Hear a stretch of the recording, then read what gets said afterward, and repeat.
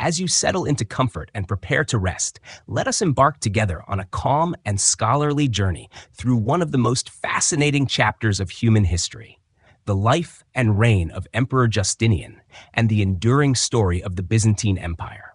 Imagine the quiet flicker of oil lamps against the marble walls of Constantinople, the scent of incense drifting from vast domed churches, and the gentle hum of life along the city's bustling streets. This is the world we are about to enter, one that feels at once distant and strangely familiar, because its echoes still reach into our modern world.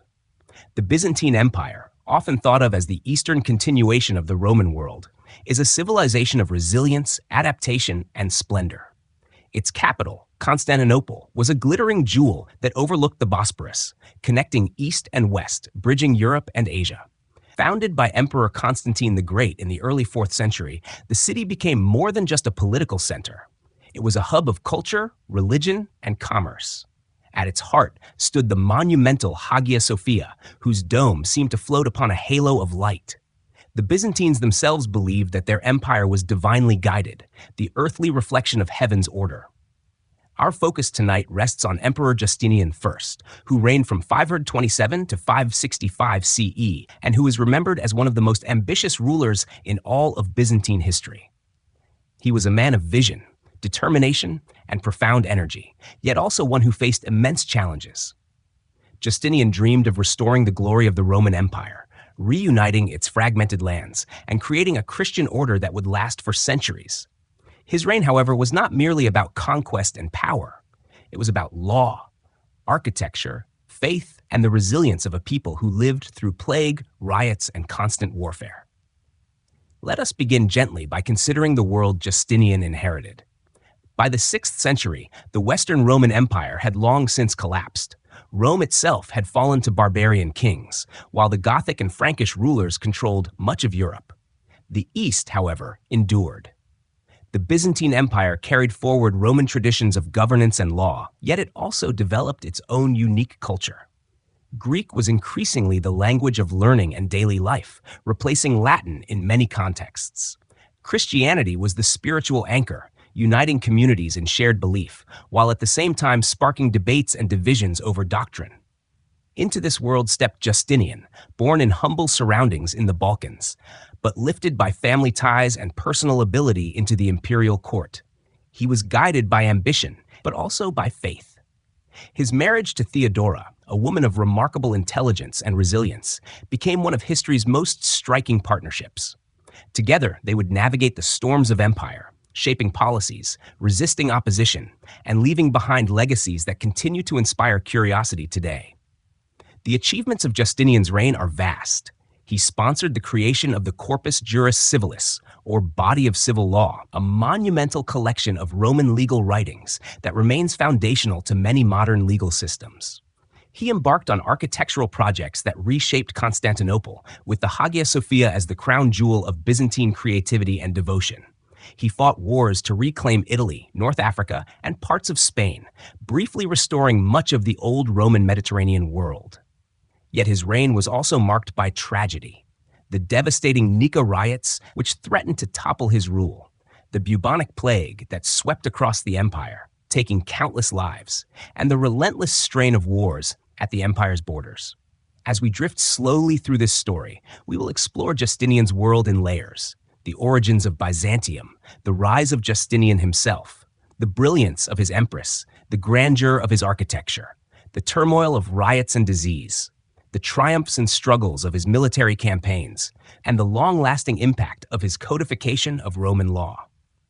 Each chapter will unfold like the turning of a quiet page, steady and thoughtful, offering not only information, but also a sense of reflection. We will pause to imagine the daily life of ordinary Byzantines: artisans working at looms, merchants along the harbors, monks writing in candlelight. We will see how emperors and generals were shaped by the hopes and fears of their people. And we will recognize how fragile yet enduring civilizations can be. The Byzantine Empire after Justinian's reign would continue for nearly 1,000 more years, a testimony to its resilience. But Justinian's era remains a defining moment, often called the empire's first golden age. His vision was immense, sometimes overwhelming, and though not all his dreams came true, he left behind an empire reshaped and renewed. As you listen, let the steady rhythm of this narration carry you. You need not hold on to every detail. Instead, let the flow of history become a gentle background, a calm river guiding you into rest. Each chapter will build upon the last, drawing us deeper into the story, but always with a quiet, reflective tone. In this way, the history of Justinian and the Byzantine Empire becomes more than a sequence of events. It becomes a meditation on human effort, ambition, and endurance. It invites us to reflect not only on the past, but also on the present, on the ways societies rise, face challenges, and seek to create meaning in their time. So now, let us begin. Close your eyes if you wish. Breathe slowly and deeply, and together we will drift into the world of Justinian, the emperor who dreamed of Rome reborn, and the empire that carried his vision across the centuries. The roots of Byzantium stretch far back before the age of Justinian, into the very fabric of Rome's long story. To understand Justinian's reign, we must first gently place ourselves within the broader flow of history, where the Roman Empire divides, adapts, and ultimately transforms into the Byzantine world. As we drift back through the centuries, imagine the Mediterranean basin, its blue waters shimmering under the sun, its ports busy with ships carrying grain, wine, spices, and silks. The empire that had once been ruled from Rome was immense, stretching from Britain to Egypt, from Spain to the edge of Persia. Yet size, as history often shows, brings both strength and strain. In the 3rd century CE, the Roman Empire faced crises on many fronts. Barbarian invasions pressed against its borders. Economic difficulties and political instability weakened its structures. To stabilize the vast territory, Emperor Diocletian introduced reforms in the late 3rd century, dividing administration between eastern and western halves. Later, Constantine the Great gave new shape to this division. In 330 CE, he founded Constantinople on the site of Byzantium, a Greek city at the crossroads of Europe and Asia. The choice was strategic, overlooking the Bosporus Strait, controlling trade routes between the Black Sea and the Mediterranean, and positioned defensively with strong natural harbors. The city grew rapidly, adorned with forums, baths, aqueducts, and churches. Constantine himself dedicated it as Nova Roma, or New Rome, but the world came to know it as Constantinople, the city of Constantine. Over the decades, this city became the heart of the Eastern Roman Empire, the seat of emperors who carried forward Roman traditions while slowly developing a culture of their own. Latin remained the language of administration, but Greek dominated daily life. The eastern provinces were wealthier, with fertile lands in Egypt and thriving trade networks across Asia. In contrast, the Western Roman Empire struggled under invasions and internal collapse, falling finally in 476 CE. Yet the East endured, strong, prosperous, and resilient. By the time of Justinian's birth in the late 5th century, Constantinople was already a city of immense beauty and power. Its golden walls stretched along the sea, while the famous Theodosian walls, built in the early 5th century, protected the city from landward attack. These walls, with their massive stone layers and protective towers, were marvels of engineering, ensuring the city would withstand sieges for centuries to come. Within, broad avenues stretched between forums lined with statues of emperors and gods, while markets hummed with activity. The Hippodrome, a vast stadium for chariot racing, echoed with the cheers of thousands of spectators, their passions tied to rival factions of the sport. Religion was at the center of Byzantine life. Since Constantine's conversion in the early 4th century, Christianity had become the dominant faith of the empire. By the 5th century, the Christian church shaped not only spiritual life, but also politics and culture. The Eastern Orthodox tradition grew here, distinct from the Western Latin Church. Theological debates often stirred society, with disagreements about the nature of Christ leading to councils, decrees, and sometimes unrest.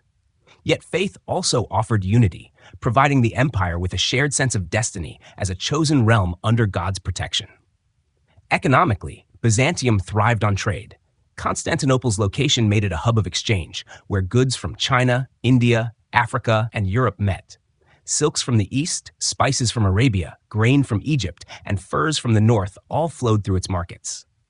This wealth supported an elaborate court culture, where emperors were seen as semi-divine figures, robed in purple, their ceremonies reflecting both Roman traditions and Christian ritual.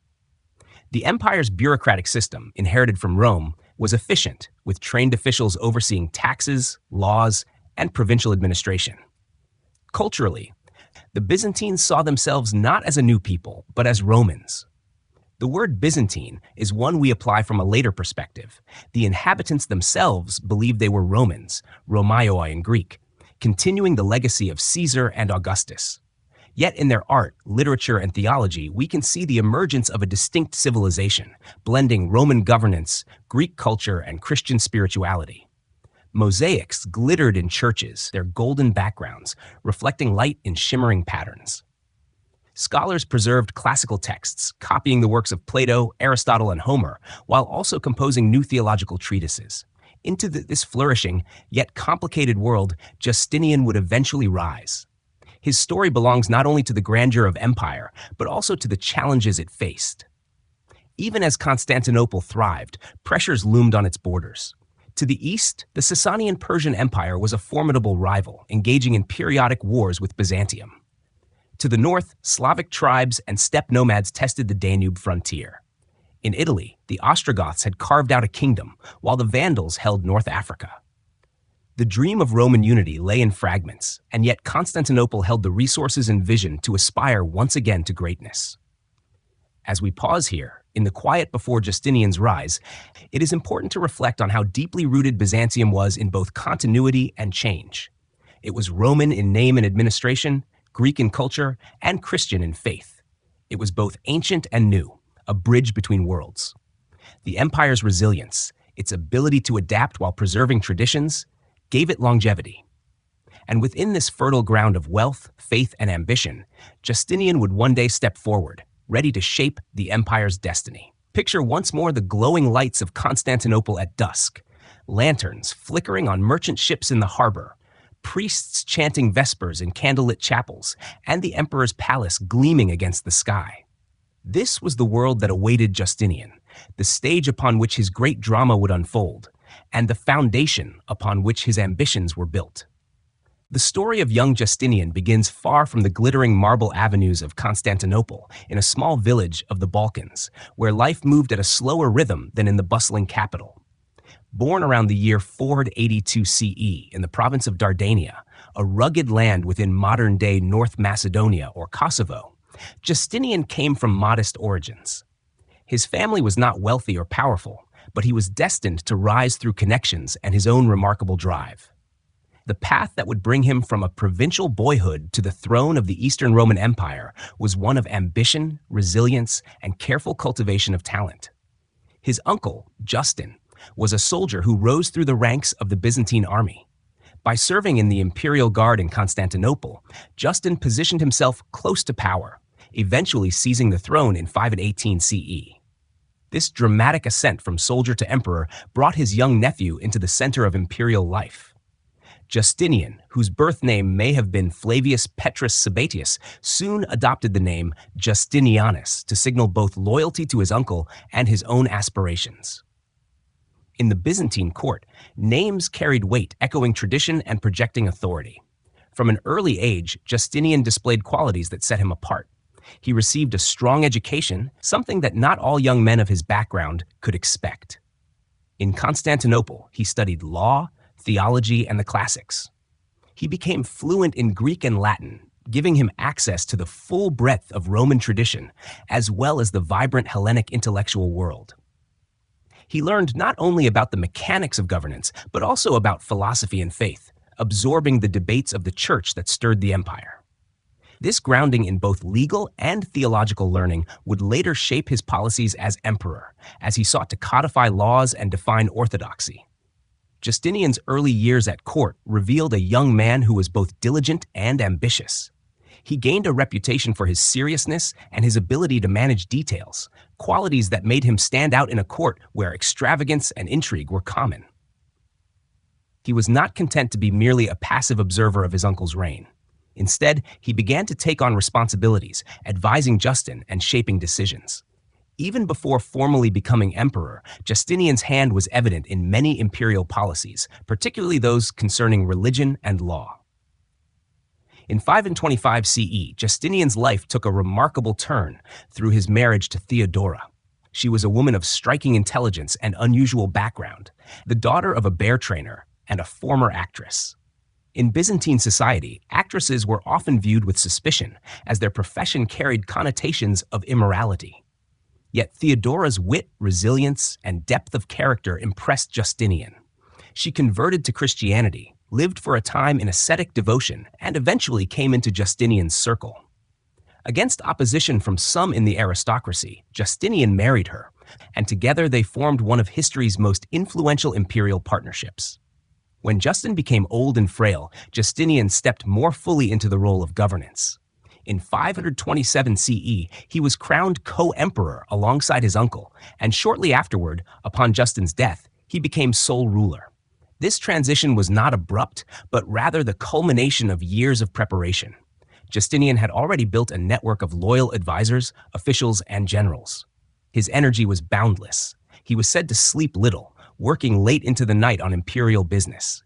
He believed his reign had a divine mission, to restore the glory of Rome and to govern in accordance with God's will. This belief in divine purpose gave Justinian a sense of urgency. He saw himself as not merely a political ruler, but as a steward of Christian empire. His vision was vast: to reclaim lost Western provinces, to strengthen the empire's defenses, to reform its laws, and to glorify God through magnificent architecture. These were not modest ambitions, and they would require immense resources and determination. Yet Justinian was undeterred, and his early years as emperor set the tone for what was to come. Daily life for Justinian during his rise was a blend of ceremony and toil. The imperial court demanded elaborate rituals, audiences in richly decorated halls, processions through the city, and appearances at the hippodrome, where the emperor's presence reassured the people. But behind the glitter, Justinian spent long hours with scribes and advisors, drafting edicts, reviewing petitions, and studying reports from the provinces. He cultivated an image of diligence and piety, often appearing in church services and engaging in theological discussions with bishops and monks. The city around him provided constant reminders of both opportunity and challenge. Constantinople was a city alive with contrasts. Lavish palaces alongside crowded markets, holy relics carried in solemn processions, and the ever-present divisions between rival factions of chariot racing, the blues and the greens. These factions were more than sports teams. They were political and social groups whose support or opposition could sway the stability of the throne. Justinian learned early that ruling required both firmness and tact, balancing the interests of aristocrats, clergy, soldiers, and the masses. Even as he prepared for greater achievements, Justinian faced reminders of the fragility of power. Rebellions simmered in the provinces, and tensions in the capital sometimes flared dangerously. Yet Justinian's steady hand and belief in his destiny gave him confidence. He was not a man to hesitate. He looked to the future with clarity. The empire could be renewed, Rome's grandeur could live again, and Constantinople could shine as the center of Christian civilization.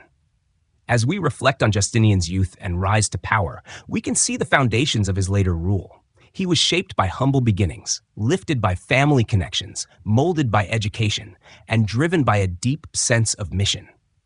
He was not simply an heir, but a man who crafted his own path, determined to leave an indelible mark on history.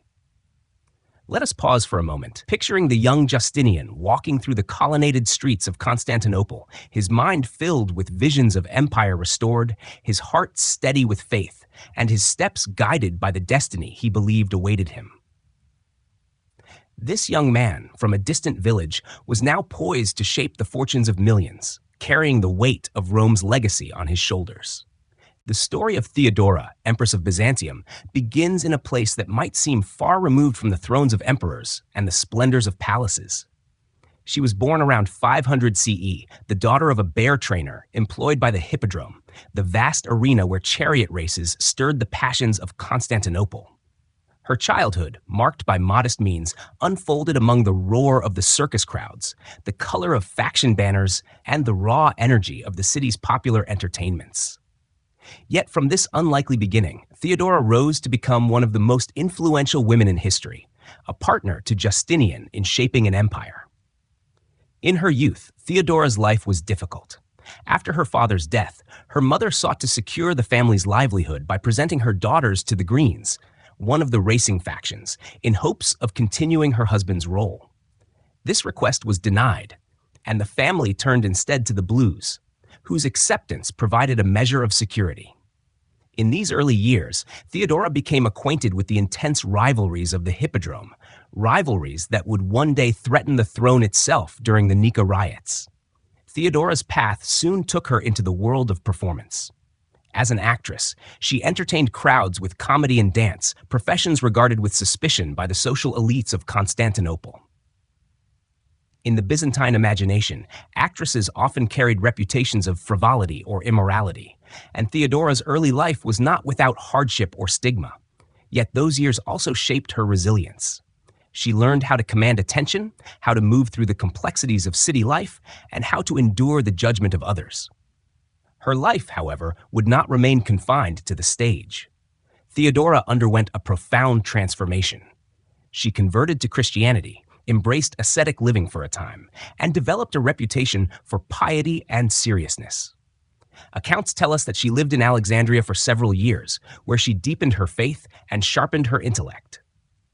This blend of resilience, wit, and devotion prepared her for the moment she would meet Justinian, a man already rising through the imperial ranks. Their meeting was a turning point in both lives. Despite resistance from certain aristocrats who scorned her background, Justinian admired Theodora's intelligence, strength, and clarity of thought. She was not a passive companion. She was a woman who could debate, advise, and envision. Their bond was one of genuine partnership, not merely political convenience. In 525 CE, Justinian married Theodora, and 2 years later, when he became emperor, she was crowned empress beside him. As empress, Theodora proved to be far more than a ceremonial figure.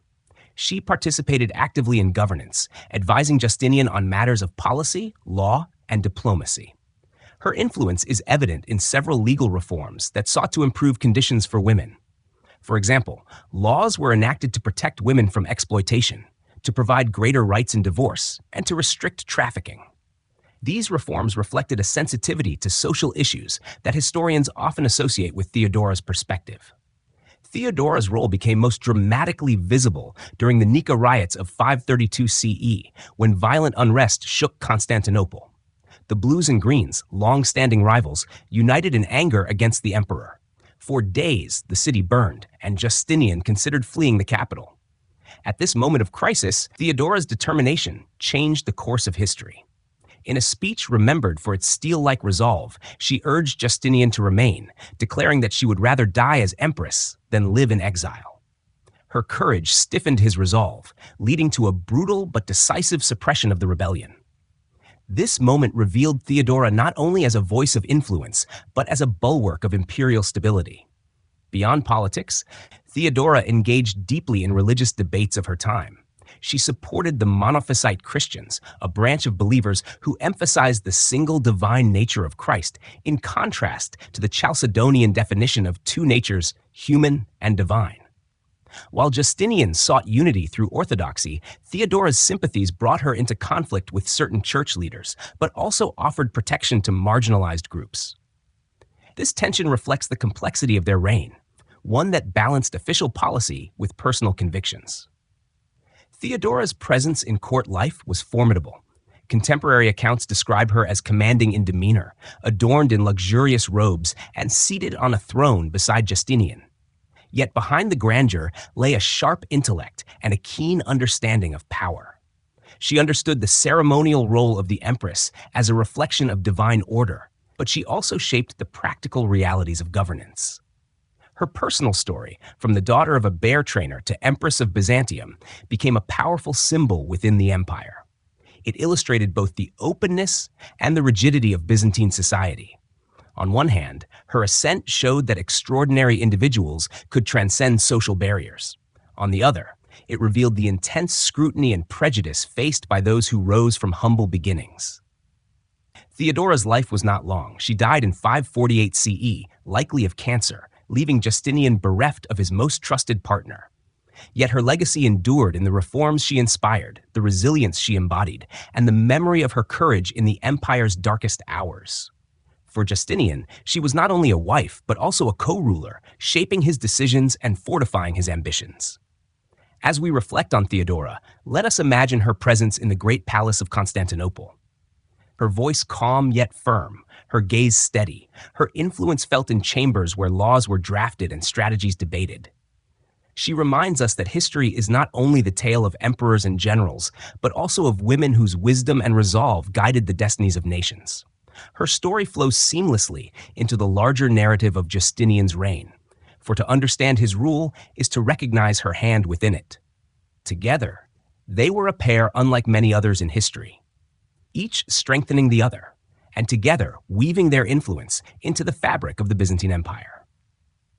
The reign of Justinian is remembered not only for wars and monuments, but also for a profound achievement in the realm of law.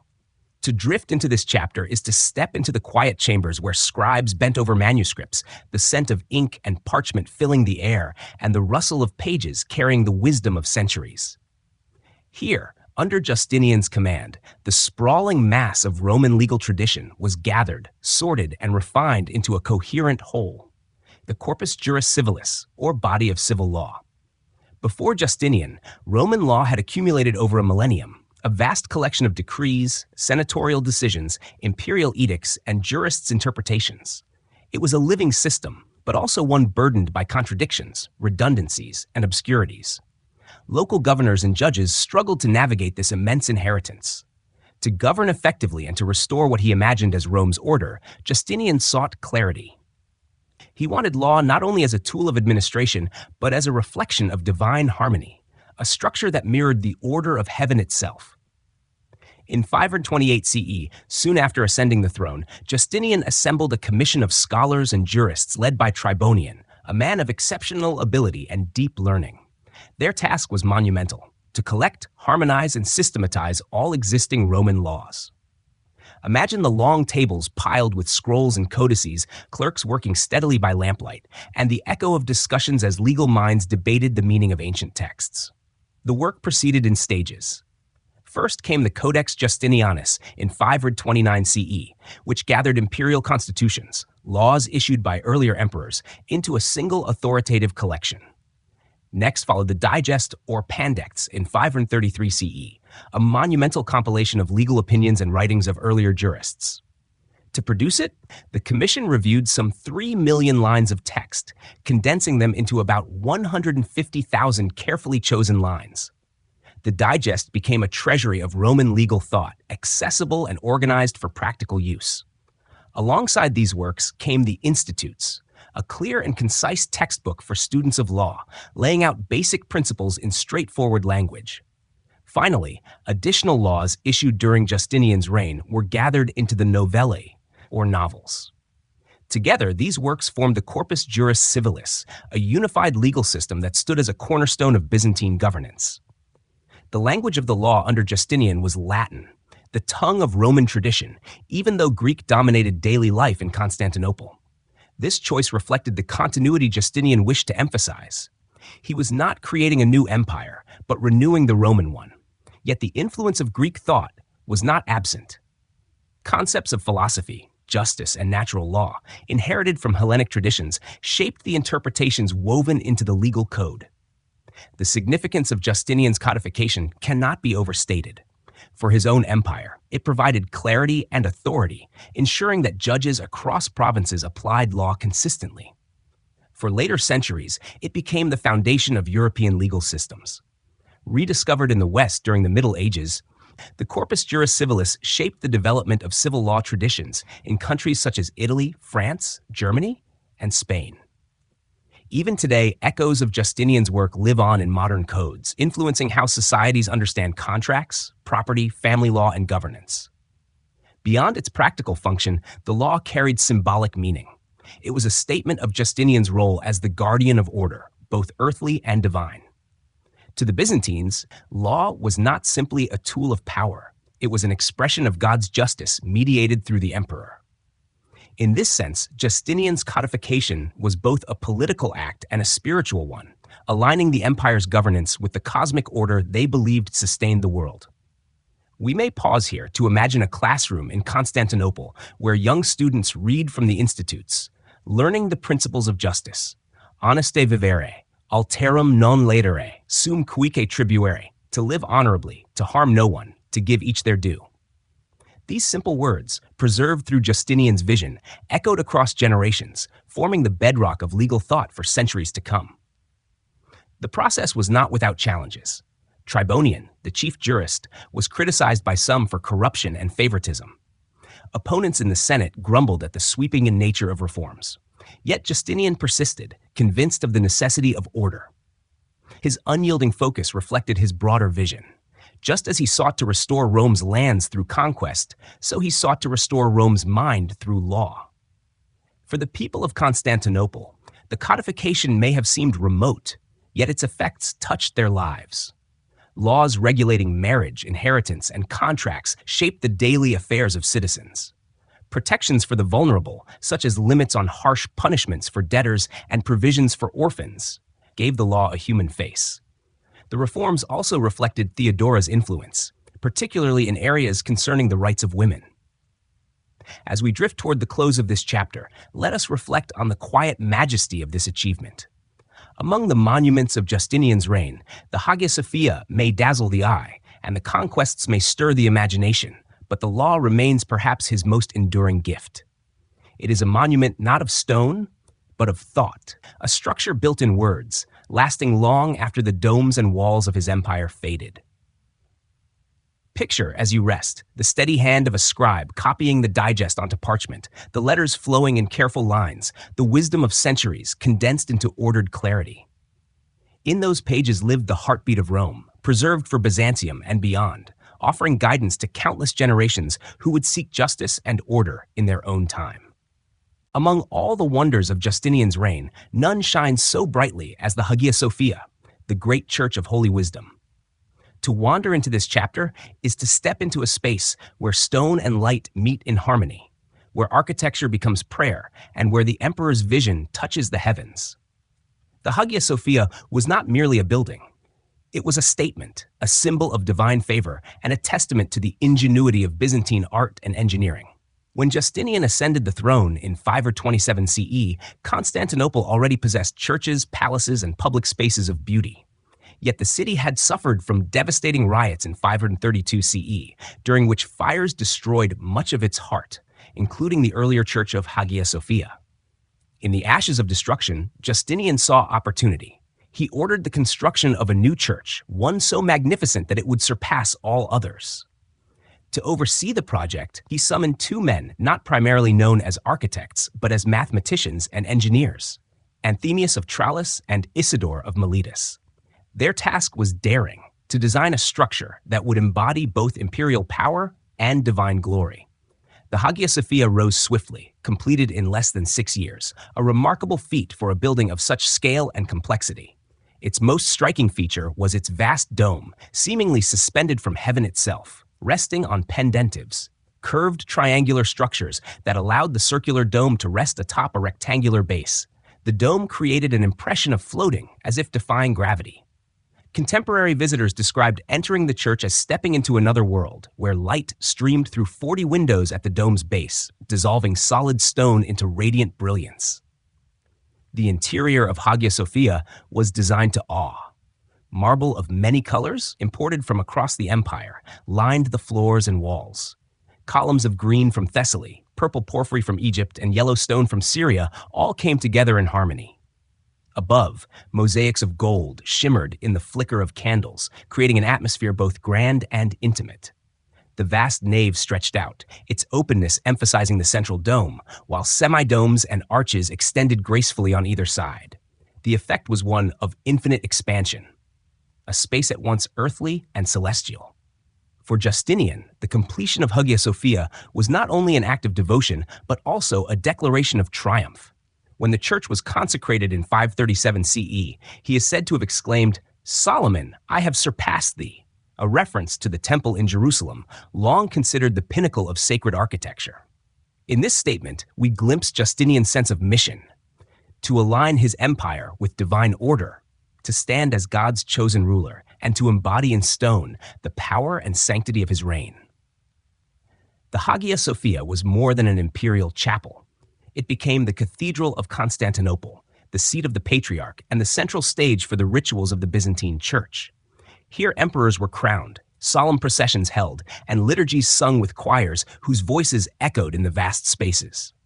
Incense rose in spirals toward the dome, mingling with shafts of sunlight, creating a sensory experience that blurred the line between earth and heaven. For the citizens of Constantinople, Hagia Sophia was a source of pride, a visible sign that their city was the center of the Christian world. Travelers who came from distant lands marveled at its beauty, carrying tales of its splendor back to their homelands. Centuries later, when envoys from Kiev and Rus visited, they were so moved by the liturgy and grandeur that it influenced their decision to adopt Orthodox Christianity. Thus, the church shaped not only the spiritual life of Byzantium, but also that of neighboring peoples. The Hagia Sophia also reflected the fusion of Roman engineering, Greek aesthetics, and Christian devotion that defined Byzantine culture. It was a bridge of traditions, embodying continuity and innovation.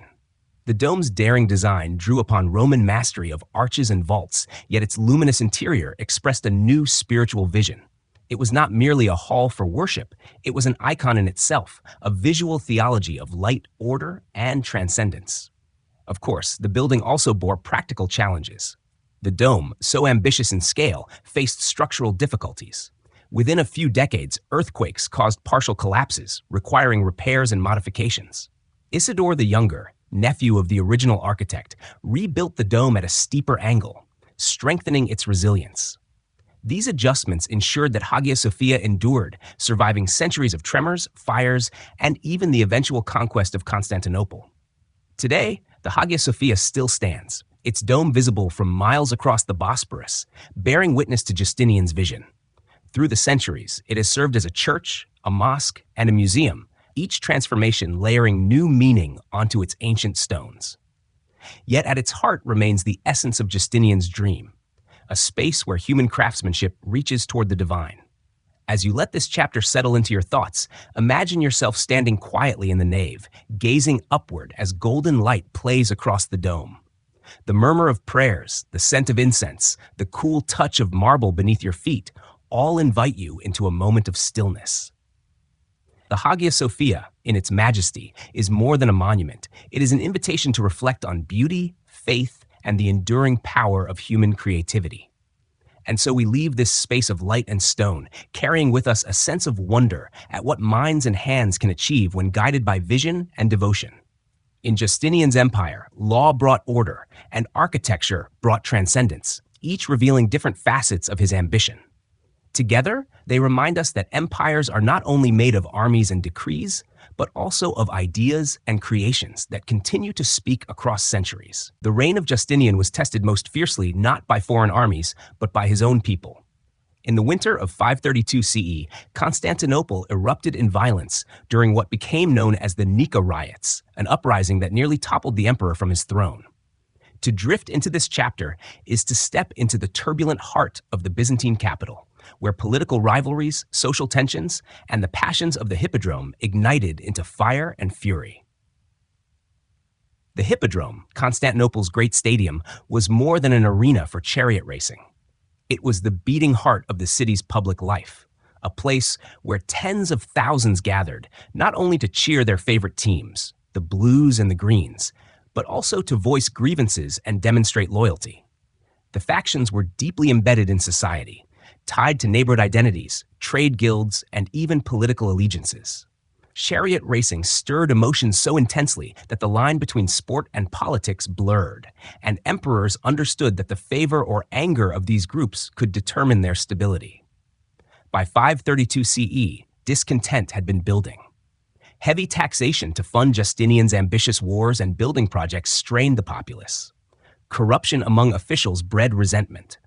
Religious tensions simmered as debates between Orthodox and Monophysite Christians stirred unrest.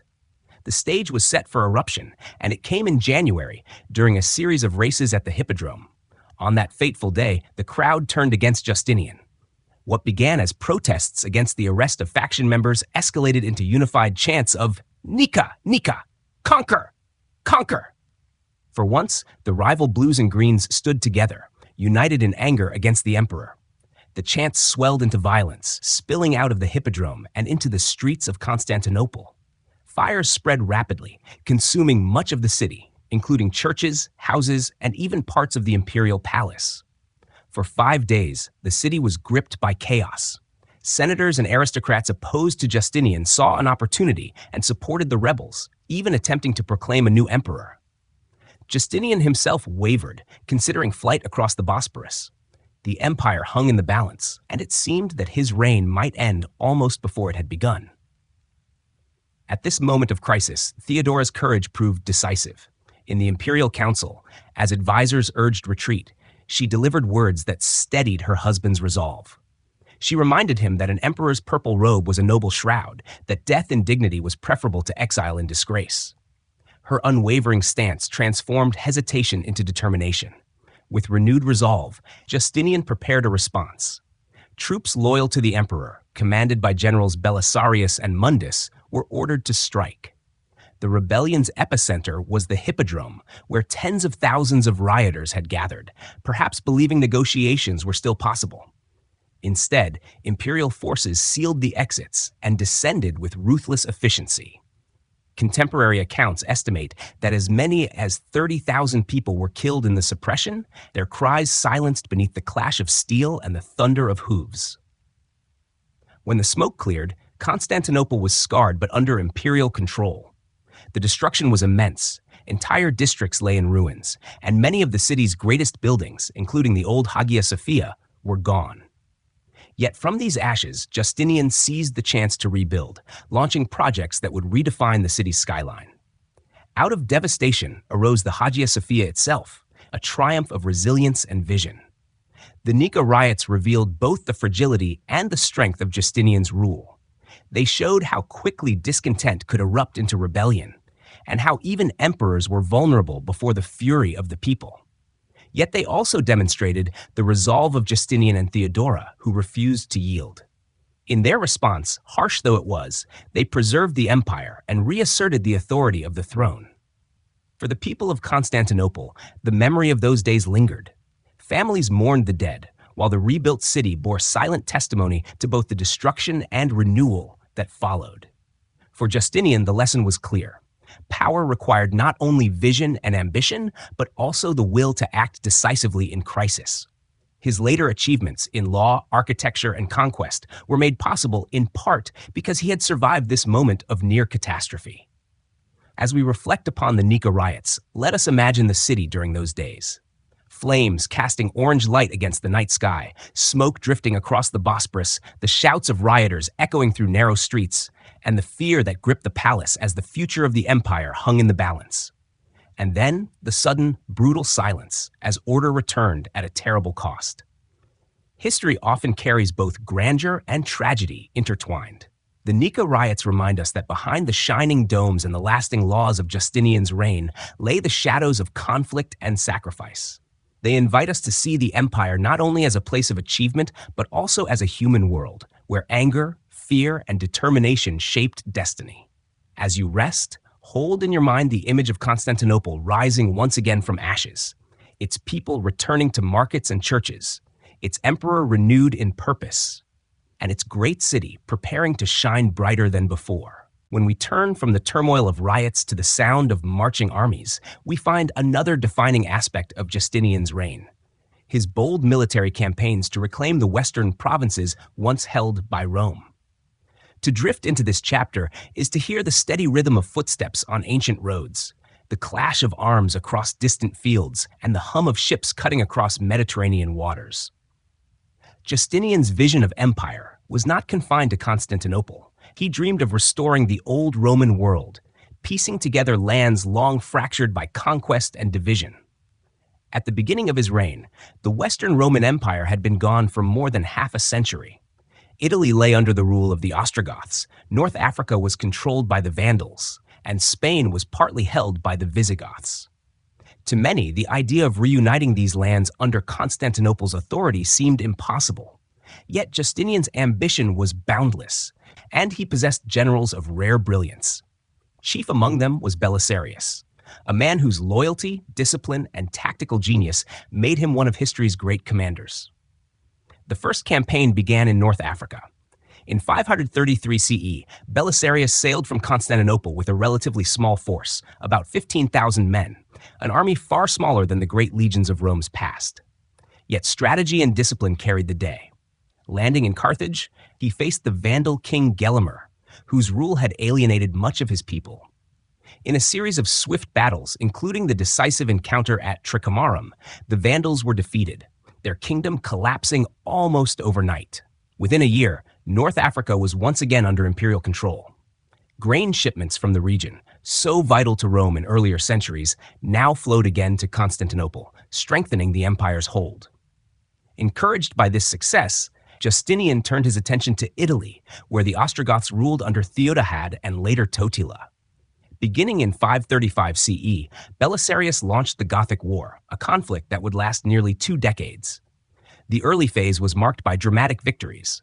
Belisarius captured Sicily, then advanced into Italy, eventually entering Rome itself in 536 CE. The city, once the proud heart of empire, had been neglected under Gothic rule, but its symbolic power remained immense. For the first time in decades, Rome was under the authority of a Roman emperor once more. Yet the war in Italy proved far more difficult than in Africa. The Ostrogoths resisted fiercely, and the campaign stretched on with alternating successes and setbacks. Rome itself endured sieges, famine, and hardship. Belisarius's brilliance kept the Byzantine forces alive during the long defense of the city, but reinforcements and resources were often scarce, as Justinian balanced wars on multiple fronts. Political intrigues at court also weakened support for Belisarius, whose popularity sometimes drew envy from rivals. Eventually, after years of struggle, Byzantine forces secured much of Italy. Ravenna, the Gothic capital, fell in 540 CE, and the Gothic king was captured. For a time, it seemed that Justinian's dream of a reunited empire was within reach. Yet renewed Gothic resistance under Totila soon reignited conflict, dragging the war into a costly and destructive stalemate. It was not until 554 CE, under the general Narses, that the war finally concluded with the defeat of the Goths. By then, Italy was devastated, its population reduced, its cities in ruins. The cost of conquest was immense, and though the empire held the land, its resources were strained. In Spain, too, Justinian's ambitions reached. Byzantine forces gained a foothold in the southeast, establishing what became known as the province of Spania. Though never large, this outpost extended imperial influence onto the Iberian Peninsula, a reminder of the empire's reach across the Mediterranean. Together, these conquests briefly recreated a Mediterranean world that echoed Rome's unity. Constantinople at the center, with provinces in Africa, Italy, and Spain once more tied to its authority. Justinian's propaganda celebrated these achievements, depicting the emperor as the restorer of the world, chosen by God to heal the divisions of history. Mosaics in Ravenna's churches show him in imperial robes, haloed like a saint, a visual statement of both political and spiritual authority. Yet the cost of conquest was profound. Wars drained the treasury, stretched military resources, and left newly recovered lands vulnerable. In North Africa, revolts and raids challenged stability. In Italy, the devastation of the Gothic War left deep scars, weakening the very provinces Justinian sought to strengthen. To the east, constant wars with the Persian Empire consumed further energy and resources. In striving to restore the Roman world, Justinian risked overextension, a challenge that would shadow the empire long after his death. Still, in his own time, these campaigns embodied his vision. They were not mere expansions of territory, but symbolic acts of restoration.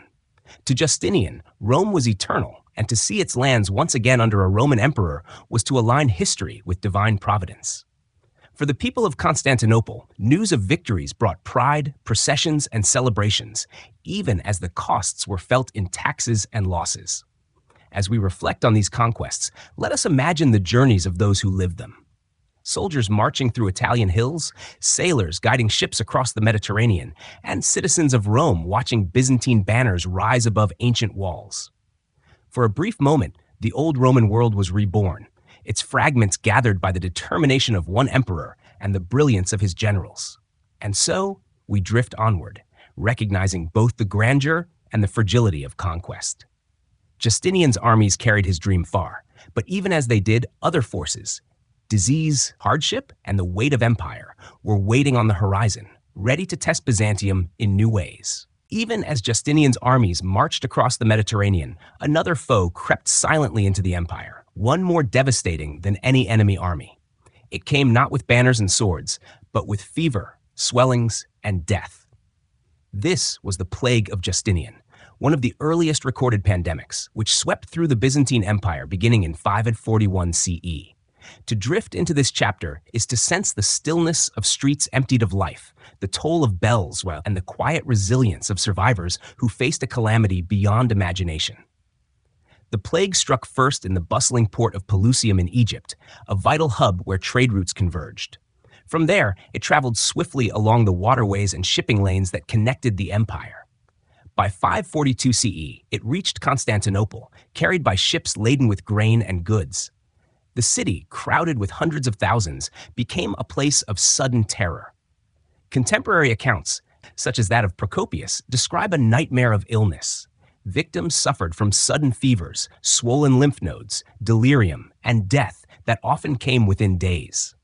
In Constantinople, the scale was overwhelming. Procopius claimed that at the height of the outbreak, as many as 10,000 people died in a single day. Corpses filled the streets, and officials struggled to bury the dead. Mass graves were dug, and even the towers of the city walls were used as makeshift tombs. The imperial government, usually precise and orderly, faltered under the sheer scale of loss. Commerce halted, daily life disintegrated, and despair spread as swiftly as the disease itself. The impact on Justinian was personal, as well as political. He himself contracted the plague, falling gravely ill. For weeks, the fate of the empire hung in the balance as the emperor's life wavered. Though he recovered, the brush with death left him weakened, and the experience deepened the sense of fragility surrounding his reign. It was a reminder that even emperors, clothed in purple and haloed in ceremony, were vulnerable to forces beyond their control. The plague did not vanish quickly. Waves of recurrence struck throughout the empire for decades, with outbreaks flaring in cities and provinces across the Mediterranean world. Scholars believe it was an early instance of bubonic plague caused by the bacterium Yersinia pestis, the same disease that centuries later would bring the Black Death to Europe. Its long persistence weakened Byzantium's economy, drained its manpower, and undermined its ability to sustain wars and projects. For ordinary people, the plague brought devastation to daily life. Farms went untended, markets grew empty, and communities were scarred by loss. Families mourned loved ones, monasteries recorded the deaths of their brethren, and villages fell silent. Yet even in these dark times, resilience appeared. Survivors returned to their work, rebuilt their homes, and sought meaning in faith. Churches filled with prayers for deliverance, and processions carried holy relics through streets in hope of divine mercy. The empire's resilience in the face of plague is remarkable. Despite the immense toll, Byzantine society did not collapse. The government adapted, adjusting taxes and reorganizing administration. The city of Constantinople, though scarred, continued to thrive as a center of trade and culture. The empire endured, a testament to the strength of its institutions and the determination of its people. The plague also left cultural and spiritual marks. Some interpreted it as divine punishment, a call to repentance and reform. Others saw in it the mysterious workings of providence, beyond human understanding. In monasteries and churches, the memory of the plague was preserved in chronicles, prayers, and sermons, shaping the spiritual imagination of generations. From the perspective of history, the plague of Justinian altered the trajectory of the empire. It reduced populations, strained resources, and weakened the capacity for expansion. The conquests in Italy and Africa became harder to sustain as manpower dwindled and revenues declined. In this sense, the plague was as consequential as any war, reshaping the balance of power in the Mediterranean. And yet, even amid such hardship, the Byzantine spirit endured. Imagine the streets of Constantinople after the worst had passed. Shops reopening, children returning to play, bells ringing once again for services in churches, and the dome of Hagia Sophia still gleaming in the sunlight. Life, fragile and precious, resumed its rhythms, and the empire pressed forward. The plague of Justinian reminds us that history is not only the story of emperors and battles, but also of unseen forces, disease, climate, chance that shape human destiny. It calls us to reflect on resilience, on the capacity of societies to endure even in the face of unimaginable loss. As you rest now, let the image of resilience accompany you. A candle burning in a darkened chapel, its small flame steady against the night, just as Byzantium itself endured, carrying forward through plague, hardship, and sorrow toward the future that awaited. When the story of Justinian reaches its closing chapters, we find ourselves not at the end of a single life alone, but at the intersection of memory, legacy, and the long shadow of an empire. To drift into this final reflection is to move gently from the vivid events of his reign toward the quieter echoes that resonated for centuries after. Justinian's rule, stretching from 527 to 565 CE, was a time of extraordinary ambition, marked by triumphs in law, architecture, and conquest, but also scarred by plague, riots, and the strains of overreach. His legacy is as complex as the empire itself, enduring, contradictory, and deeply human. Justinian's most enduring achievement remains the Corpus Juris Civilis. This monumental codification, though created for his own time, became a gift to the world. Long after the Byzantine Empire faded, Western scholars rediscovered his legal texts, and from them grew the foundations of European civil law. In the universities of Bologna and Paris, medieval students pored over the digest and the institutes, weaving Justinian's Roman clarity into the fabric of modern jurisprudence. Even today, echoes of his vision of justice are found in the codes of nations across the globe. His architectural legacy, too, endures most visibly in the Hagia Sophia. Rising with serene majesty above the Bosporus, its dome has witnessed the passing of empires, serving as a church, a mosque, and a museum, each transformation layering new meaning upon its ancient stones. Yet behind all changes, it remains Justinian's creation, a monument to the belief that human artistry could mirror divine order. To stand within its golden light is still to feel the presence of the 6th century emperor who dared to say, "Solomon, I have surpassed thee." The empire he sought to restore, however, proved fragile. His conquests in Italy, North Africa, and Spain were impressive but costly. The Gothic War left Italy devastated, its population diminished, and its cities scarred. North Africa, though secured, faced continual unrest and raids. The treasury strained to sustain armies across distant lands, while at the same time defending the eastern frontier against the formidable Persian Empire. Though Justinian dreamed of a reunited Roman Mediterranean, the reality proved fleeting. Within a few generations, many of these territories were lost again, taken by Lombards in Italy and later by Arab conquests in Africa and the East.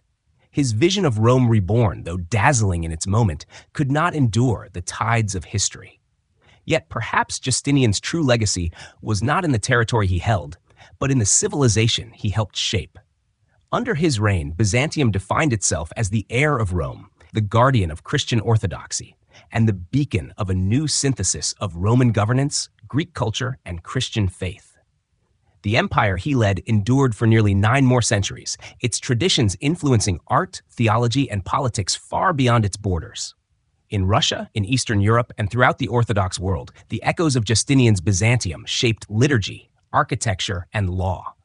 Theodora's legacy, too, must be remembered. Her influence on Justinian's resolve during the Nika riots, her advocacy for women in legal reforms, and her patronage of religious communities left marks upon the empire that outlived her. Together, they formed a partnership that challenged the boundaries of their time, a union of emperor and empress whose combined strength carried Byzantium through moments of crisis. And yet, Justinian was also a man of contradictions. He was both visionary and harsh, capable of deep faith and ruthless pragmatism. His reign brought both glory and suffering, progress and devastation. The plague that bore his name humbled his empire, reminding all that even the mightiest rulers could not escape the hand of fate. His relentless ambition strained resources, leaving later emperors with challenges that proved difficult to sustain.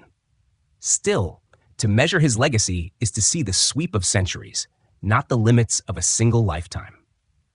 His codification of law shaped modern justice. His Hagia Sophia continues to inspire awe. His reign marked a golden age of Byzantine art, literature, and intellectual life. In his time, Byzantium stood at the crossroads of East and West, a civilization of extraordinary resilience, creativity, and faith. Let us pause and imagine Justinian in his final years, seated within the great palace of Constantinople. The sounds of the city drift in from beyond the palace walls. The calls of merchants in the markets, the chants of monks in nearby chapels, the distant rumble of the sea against the harbors. Around him lie the fruits of his reign, the law codes copied by scribes, the shining dome of Hagia Sophia visible through palace windows, reports from distant provinces carried by couriers. He is aged, weary from illness, yet still surrounded by the vast empire he shaped.